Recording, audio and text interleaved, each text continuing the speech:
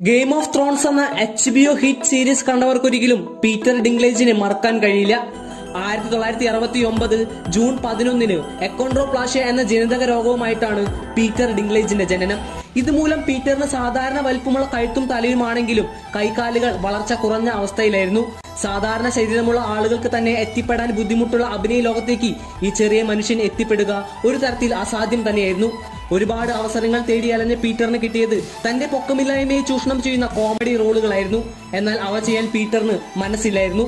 അങ്ങനെ 2010 ശേഷം game of Thrones HBO fantasy സീരീസിൽ ഒരു സുപ്രധാന റോളായ ടിരിയൻ ലാനിസ്റ്റർ ആവാൻ അദ്ദേഹത്തിന് അവസരം ലഭിച്ചു.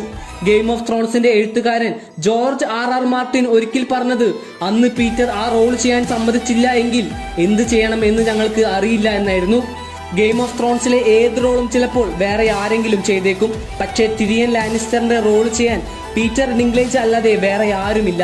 തന്റെ പഴയ കോളേജിലെ ഗ്രാജുവേഷൻ ഡേക്ക് അതിഥിയായി വന്ന അദ്ദേഹം പറഞ്ഞ ഒരു കാര്യം ഇതാണ്: ജീവിതത്തിലെ വഴിത്തിരിവാവുന്ന നിമിഷങ്ങളെ കാത്തിരിക്കരുത്. അങ്ങനെ ഒരു നിമിഷമില്ല.